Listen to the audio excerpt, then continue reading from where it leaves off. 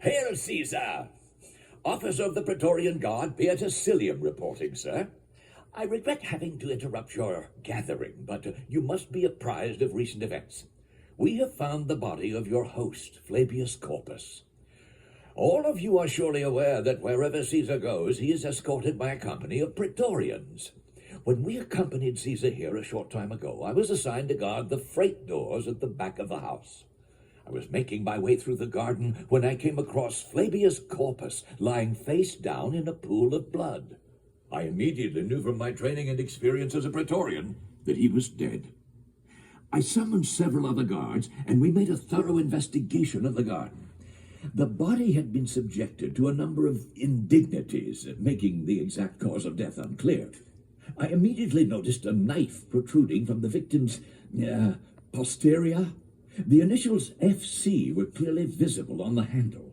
Kitchen servants have since identified the knife as a cook's knife belonging to the household. They all expressed surprise as to its present position. Closer inspection revealed that there had been massive bleeding from a wound in the victim's upper back. I observed two facts about the victim's toga that I find inexplicable. The first is that a large portion of the toga had been shredded as if by some sharp object. The second is that the toga was purple. I am completely mystified as to why a common poet, however popular, would be wearing imperial purple. I found pottery fragments scattered around and under the body, as well as marble fragments scattered around and over the body. There were also pottery fragments in the victim's hair. The body also had several broken ribs, as if a large weight had fallen upon it.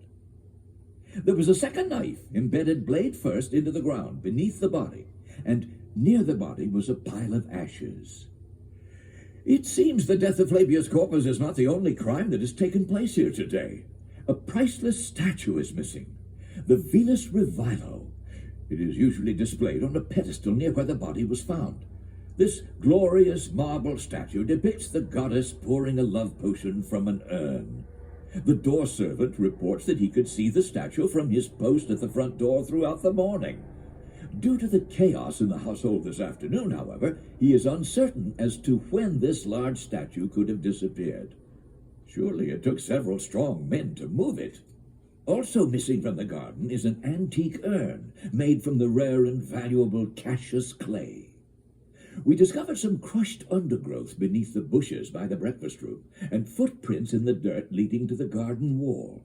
The footprints bear the imprint of the insignia of Nicus, the sandal maker, who crafts footwear for Rome's elite. The Praetorians' first concern is Caesar's safety. It is vitally important that we discover who is behind this murder. We have sent for the captain of the guard, Duncus Donatus, so that he can direct this investigation. While we continue to question the household servants, you will need to remain here, reclining in the dining room. It is possible that we will discover that the death of Flavius Corpus was caused by one or more of his servants, in which case they'll all be put to death. But we may discover that the perpetrators are right here in this room, in which case you and the servants will be put to death. I'm leaving you with a sketch of the garden and a summary of our findings. Perhaps you can work together to determine what happened in this house today. I have found that no one can cut the truth out of a noble Roman like another noble Roman. We, the Praetorian Guard, have not lent so many of our ears that we have not heard the rumors concerning the subject matter of Flavius's final poem. If indeed Rome has been built, someone will suffer slowly and painfully for it tomorrow in the Colosseum, and we, the Praetorian Guard, will be there to see it, as we all have season tickets. Hail Caesar!